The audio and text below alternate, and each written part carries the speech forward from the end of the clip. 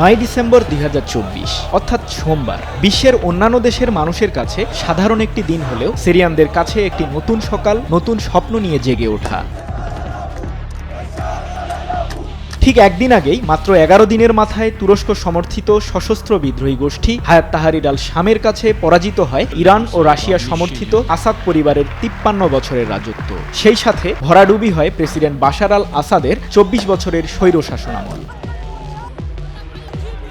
8 December সকালে রাজধানী দামেস্ক বিদ্রোহীদের দখলে চলে গেলে ব্যক্তিগত বিমানে বন্ধুদেশ রাশিয়ার উদ্দেশ্যে দেশ ত্যাগ করেন প্রেসিডেন্ট বাশার আল আসাদ। আসাদকে উৎখাতে আনন্দ মিছিলও করেন সিরিয়ানরা। দেশটির রাজধানী দামেস্কে প্রেসিডেন্ট প্যালেস চলে যায় বিদ্রোহী সহ সাধারণ মানুষের দখলে। লুট হয় প্রেসিডেন্টের ব্যবহৃত চেয়ার টেবিল, আসবাবপত্র।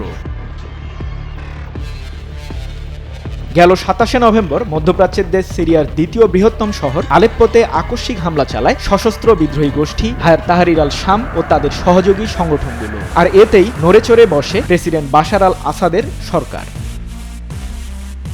কারণ 2011 সাল থেকে দেশটিতে আরব বসন্তের ঢেউ পাড়ি জমায়। শুরু হয় বাশার বিরোধী তুমুল প্রতিবাদ। প্রথমে বেকারত্ব ও অর্থনৈতিক দুর্দশা নিয়ে তরুণদের আন্দোলন শুরু হলেও পরবর্তীতে সেটি গড়ায় পূর্ণাঙ্গ গৃহযুদ্ধে। 2020 সাল পর্যন্ত চলা গৃহযুদ্ধে আসাদ সরকারের দমনপীড়নের শিকার হয় অসংখ্য মানুষ। ব্রিটিশ সংবাদ মাধ্যম বিবিসির এক প্রতিবেদন বলছে, গৃহযুদ্ধে প্রাণ হারিয়েছে অন্তত 5 লাখ সিরিয়ার মানুষ।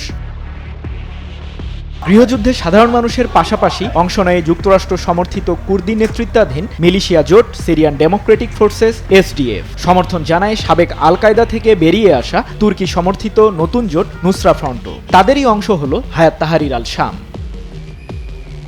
তবে 2020 সালে বিদ্রোহীদের সাথে শান্তি চুক্তিতে পৌঁছে আসাদ সরকার। গৃহযুদ্ধে লাগাম টানতে এক প্রকার বাধ্য হয় আন্দোলনকারীরা। কিন্তু দেশটির উত্তর পশ্চিমাঞ্চলীয় শহর আলেপ্পোর বেশ কিছু অঞ্চল নিয়ন্ত্রণেই থাকে বিদ্রোহীদের হাতে। সবশেষ 29 নভেম্বর সিরিয়ার উত্তর পশ্চিমাঞ্চলীয় শহরটি পুরোপুরি বিদ্রোহীদের দখলে গেলে ইরান ও রাশিয়ার সাহায্য চায় বাশার আল আসাদ সরকার। আসাদের অনুরোধে তেহরান প্রথমে মিলিশিয়া গোষ্ঠী ও পরে সেনাবাহিনী পাঠায়।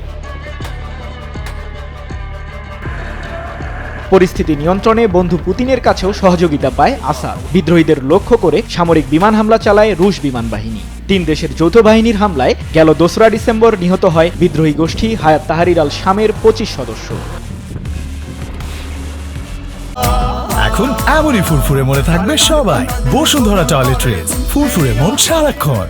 যুক্তরাজ্য ভিত্তিক পর্যবেক্ষক সংস্থা Syrian observatory for human rights জানায়, সিরিয়ায় ইরান রাশিয়া বাহিনীর হামলায় 4 ডিসেম্বর পর্যন্ত 20 বেসামরিক নাগরিক সহ অন্তত 300 জন নিহত হয়েছেন।